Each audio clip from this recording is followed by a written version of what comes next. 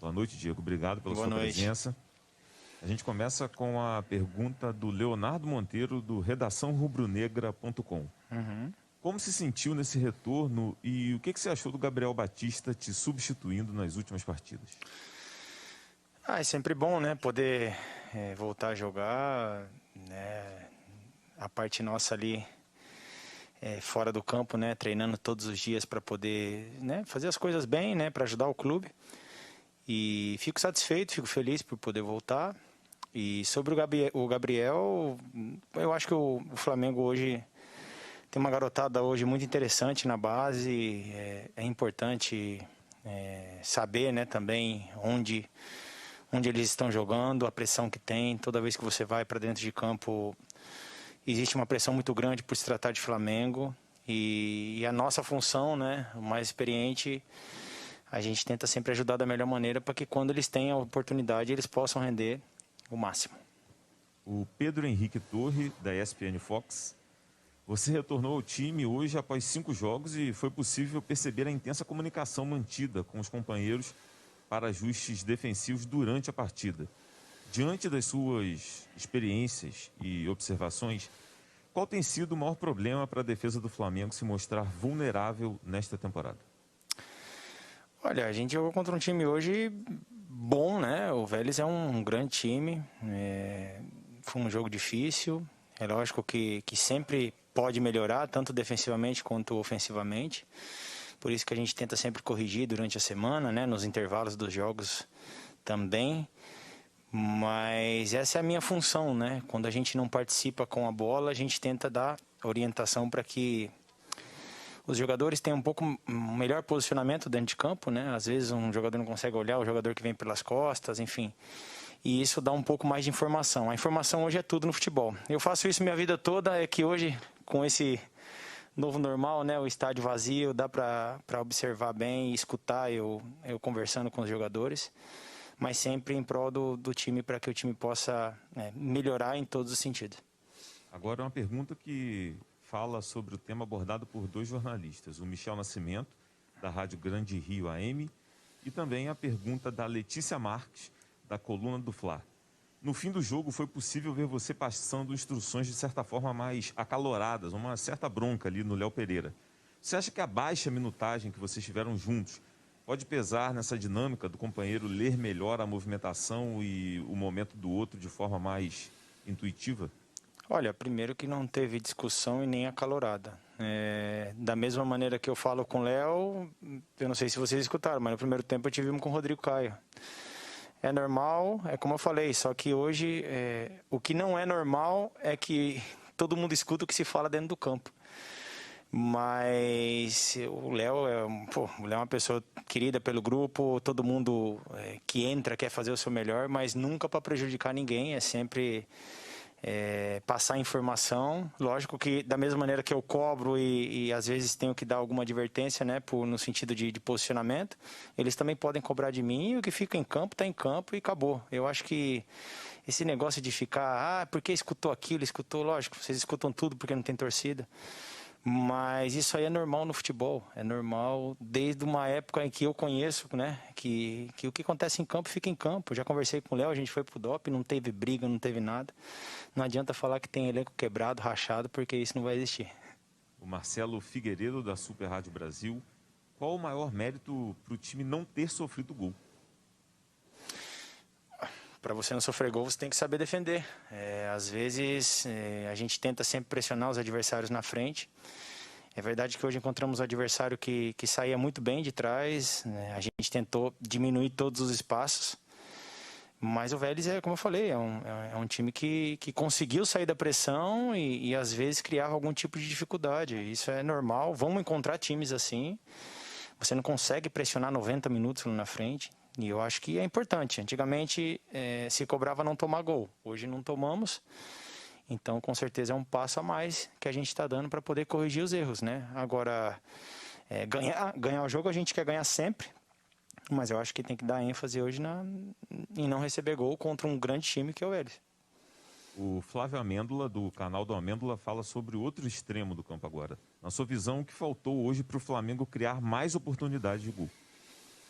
Olha, a gente tentou, no primeiro tempo, encontrar os espaços, né, na defesa do Vélez. Já para o segundo tempo, tentamos corrigir, colocando o Gabi um pouco mais caindo para o lateral, para ganhar profundidade. E é verdade também que eles defenderam bem, né? A gente também talvez não teve muito fino ali no domínio de bola, naquele passe para ligar os jogadores no ataque.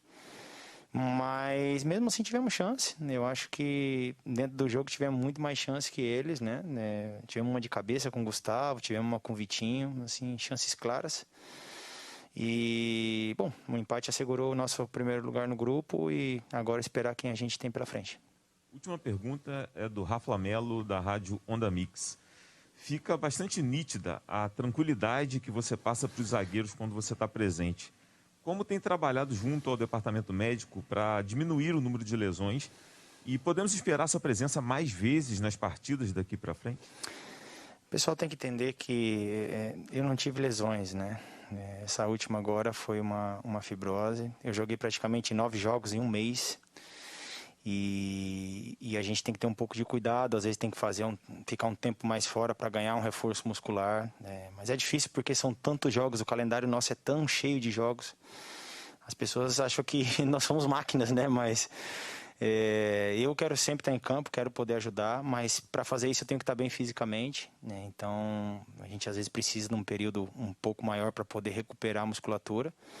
Mas fico muito feliz de poder voltar, de poder participar novamente e espero poder participar muito mais aí durante o ano. Mas é verdade que o calendário é um calendário muito justo, né? Não tem descanso, não tem semana livre e isso dificulta bastante também a recuperação dos jogadores. Não só no meu caso, mas de todos, eu acho que no Brasil. A gente tem aí 1000 jogadores aí no Brasil que está passando por lesões, clubes tentando, mas é a nova realidade que a gente tem que enfrentar. Primeira pergunta do Marcelo Figueiredo, da Super Rádio Brasil. O que merecerá atenção maior da sua parte quando for revisar a partida? Não ter tomado gol ou não ter feito? Bom, se nós não tomamos, é um sinal de melhora. Logicamente, você não fazer gols sempre desperta mais curiosidade, principalmente se tratando de Flamengo, que tem uma média alta, né, de gols feitos, sempre trabalha com 2, 3 gols por jogo. Hoje, infelizmente, nós não conseguimos sair do zero. Tivemos até algumas oportunidades, né? Desde o primeiro tempo, com a Arrascaeta, uma bola na trave, depois o Gustavo cabeçando uma bola na pequena área, Vitinho. Tivemos 4 ou 5 oportunidades de gol, abaixo do que o time normalmente vem produzindo. E vamos tentar, logicamente, sempre ter movimentações. Hoje nós jogamos com 2 homens de área, né? Pedro e Gabriel, 2 9s mais centralizados, com meias pelo lado. Perdemos um pouquinho de velocidade, né, que o Bruno Henrique dá essa velocidade para a gente. Mas tivemos nossas oportunidades, nos defendemos melhor do que nos últimos jogos. Renan Moura, da Rádio Globo. Terminar com apenas uma vitória em casa e a 5ª melhor campanha no geral da fase classificatória é indício que é preciso melhorar para as oitavas? É sempre preciso melhorar, né? 2019 eu lembro que o Flamengo terminou acho que em 7º no geral, né? E foi evoluindo e chegou ao título, né? É o que a gente espera também. Assim como a gente tem que valorizar, né? Dos 9 pontos jogados fora de casa, ter conquistado 7, né? Eu acho que também tem os dois lados. Agora, hoje realmente foi um jogo, um primeiro tempo muito ruim, um primeiro tempo muito abaixo, assim como foi pós o título da Supercopa contra o Vasco, nós fizemos um jogo abaixo. Hoje o primeiro tempo também, a gente tem que ser realista que ele foi com pouca intensidade. Já no segundo tempo, a gente teve mais controle do jogo, aí conseguimos jogar, criar mais oportunidades. O segundo tempo melhorou bastante. Mas, infelizmente, no primeiro tempo nós não apresentamos um futebol que a gente costumeiramente vê o Flamengo jogar. Monique Danello, do Facebook. Apesar do mata-mata começar apenas em julho, o sorteio já é na próxima semana. E os 2 potes estão bem embolados. Como você projeta essas oitavas de final nesse cenário que você desenhou? Eu acho que é uma das mais emocionantes Libertadores, eu acho que das mais competitivas, né? Muitos campeões de Libertadores, muitos times brasileiros e argentinos, né?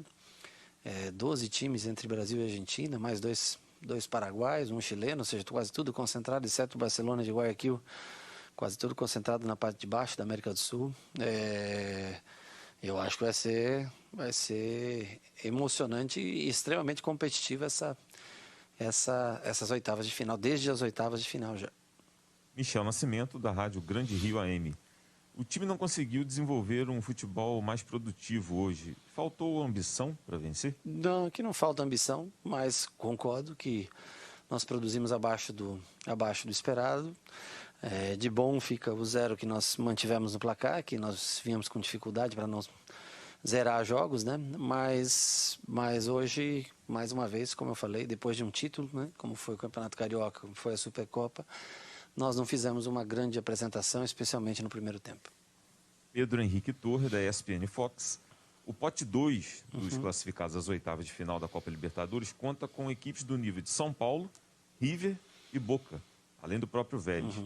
Qual a verdadeira vantagem das equipes que conseguiram se classificar no pote 1, como o Flamengo?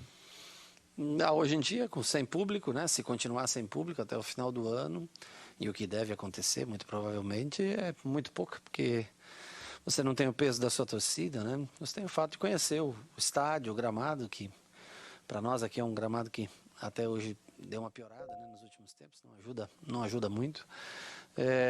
Mas o jogo, acho que tanto faz, ficou tão forte, os dois potes ficaram com tantos times com potencial, que a vantagem ela é praticamente nula, né? Ela é muito pequena.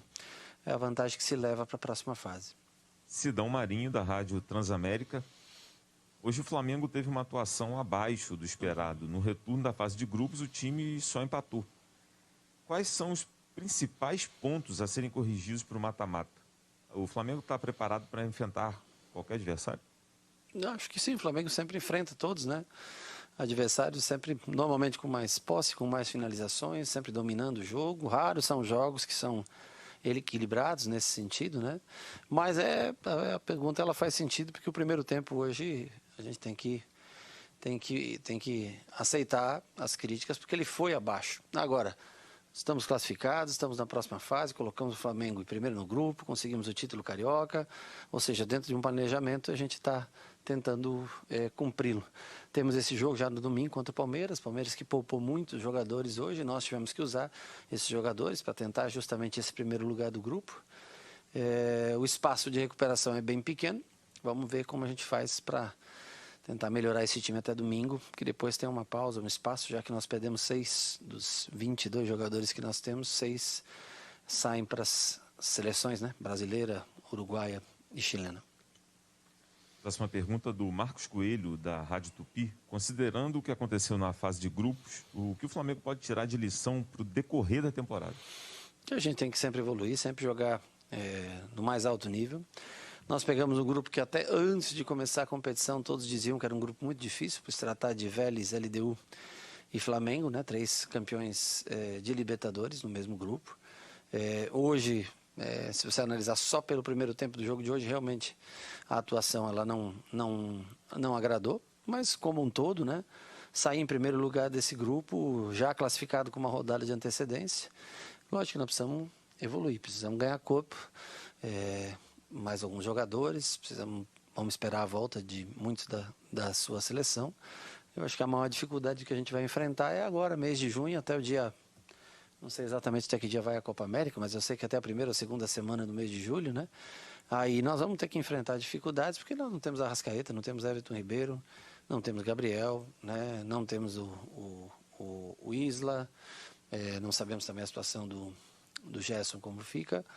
Aí realmente são desfalques de peso que fica um pouco mais difícil pelo curto tempo, curto espaço que tem entre uma partida e outra. Fabrício Lopes, do canal Flanação. Com o Rodrigo Caio e Gustavo Henrique, a zaga se comportou muito melhor no jogo de hoje. Com o retorno do Arão, ele volta para o meio de campo ou volta a atuar na zaga com o Rodrigo Caio? Nós temos que ver amanhã como a avaliação médica, tanto do Rodrigo quanto do Gustavo. O Gustavo pediu para sair já sentindo um pouco de cãibra, né? Assim como o Pedro na frente pediu para sair pelo cansaço. O tempo é muito curto de recuperação. Não posso te dar uma resposta sobre isso hoje. Vamos analisar com calma. Nós devemos preparar no sábado, provavelmente no sábado ou no domingo, antes do jogo, decidir o final da equipe que vai para enfrentar o Palmeiras. A última questão é basicamente uma união aqui de duas perguntas que abordam o mesmo tema.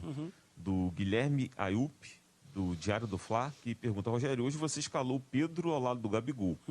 em termos de ocupação do espaço e movimentação no ataque, quais as principais diferenças entre Pedro e Bruno Henrique? E a Letícia Marques, da coluna do Fla, também no mesmo tema. Depois do jogo contra o Palmeiras, o Flamengo perderá Pedro e Gabigol, que estarão a serviço da seleção.